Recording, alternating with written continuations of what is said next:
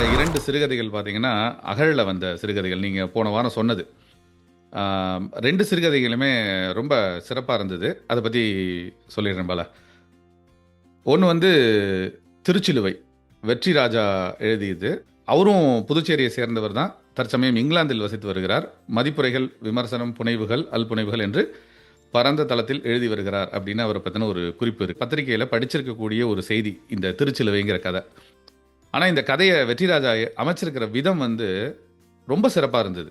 அந்த சூழலுக்குள்ள நாமும் அவர்களுடைய ஒருவராவே பயணிச்சு, அந்த ஒவ்வொரு கணத்தையும் அந்த தந்தையும், அந்த மகன்களும் எப்படி எடுத்துக்கிறாங்க. ஒரு அப்பா, 2 பசங்க. Tim and Bill. நம்ம வந்து இயல்பா சொல்ற மாரி ஒரு மூவிங் அதாவது ஒரு டிராவலிங் போது படிக்கிறது. அங்கேருந்து ஆரம்பிக்குது கான்வர்சேஷன் இந்த கதை.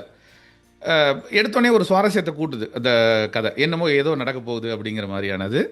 அப்படியே கொஞ்சம் கொஞ்சம் கொஞ்சம் கொஞ்சமாக வந்து அழகாக ஒரு அப்பா வந்து எப்படி தன்னுடைய பிள்ளைக்கு வந்து வாசிப்பை சொல்லிக் கொடுக்கணும், அல்லது வாழ்க்கையை சொல்லிக் கொடுக்கணும், அல்லது இயற்கையை ரசிக்க கற்றுக் கொடுக்கணுங்கிறதெல்லாம் ரொம்ப அழகாக சொல்லிட்டு, இதில் இன்னும் சொல்லப்போனால் உயிர்த்தெழுதல், அந்த கிறிஸ்டியானிட்டியில் இருக்கிற சில இது அந்த டவுட்டாக கேட்குறான் அந்த பையன். அதில் வந்து சின்ன மெல்லிய நகைச்சுவையும் வருது.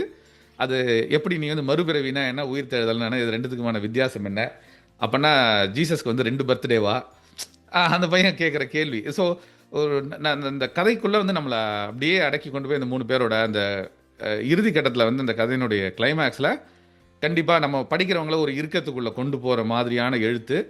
ரொம்ப அருமையான சிறுகதை பாலா. திருச்சிலுவை வெற்றிராஜா கண்டிப்பாக எல்லாருமே வாசிக்கணும் அப்படின்னு நான் பரிந்துரைப்பேன். கதையை வந்து நீங்கள் படிச்சீங்கன்னா மீண்டும் ஒரு முறை உங்களை படிக்க சொல்லும்.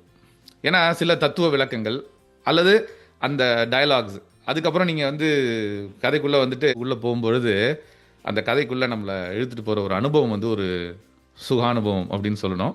அந்த வகையில் வந்து இந்த கதை என்ன ரொம்ப ஈர்த்தது. திருச்சிலுவை வெற்றிராஜா அவருக்கு வாழ்த்துக்கள். தொடர்ந்து இதே மாதிரி